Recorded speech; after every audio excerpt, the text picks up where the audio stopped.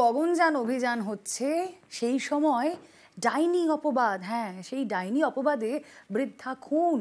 মেমারির ঘটনা, বাড়ি থেকে তুলে নিয়ে গিয়ে গলা ঘাড়ে কুপিয়ে জলাশয়ে ফেলে দেওয়ার অভিযোগ।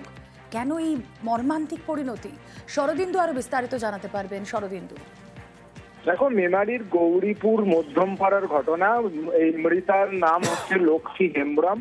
তিনি একাই থাকতেন এবং দুদিন আগে তাকে ডাইনি অপবাদ দেওয়া হয় এবং তারপরই আজ সকালে মেমারি থানার পুলিশের কাছে খবর আসে যে তাকে খুঁজে পাওয়া যাচ্ছে না। এরপরে পুলিশ গিয়ে খোঁজাখুঁজির পর পাশেই একটি জলাশয়ের ঝোপ থেকে তার মৃতদেহ উদ্ধার করে এবং দেখা যায় তার ঘাড়ের কাছে ধারালো অস্ত্রের কোপ রয়েছে।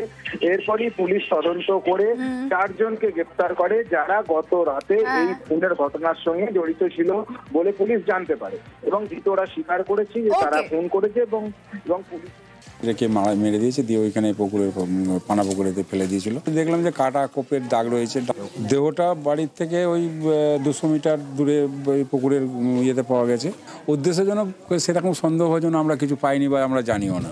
বৃদ্ধ মানুষ, ওর নামে যে ওই একটা ডানের প্রচলন ছিল, কিন্তু সেই ডানের প্রচলনেতেও ওদের কোনো ওর প্রতি প্রেশার বা কিছু ঝামেলা টামেলা সেরকম কিছু হয়নি। হঠাৎ দেখলাম এরকম মারা গেছে। 84-85 বছর বয়স একটা বৃদ্ধা মারা যাওয়া মানে, মেরে দেওয়া মানে, সেটাও একটা মানে অবাঞ্ছনীয়, মানে এটা সত্যিই খুব খারাপ লাগছে।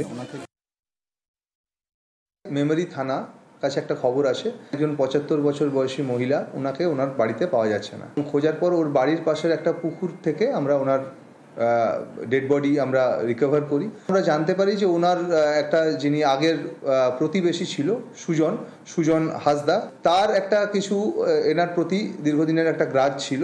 ও বলে যে ও কাল রাতে ও আর ওর 3 জন যে বন্ধু আছে, এরা 4 জনে কালকে রাত্রেবেলা একসাথে এরা ড্রিঙ্ক করে। যেটা আমরা প্রাথমিকভাবে পাচ্ছি যে কোনো একটা কুসংস্কারের বশবর্তী হয়ে ওনার বাড়িতে যায়, ওনাকে ওই পুকুর পাড়ে নিয়ে আসা হয় এবং সেখানে ওরা এই ক্রাইমটা ওখানে কমিট করে। গ্রামের লোকেরা বলছেন যে ডাইন অপবাদ নাকি ওনাকে আগে দেওয়া হয়েছিল।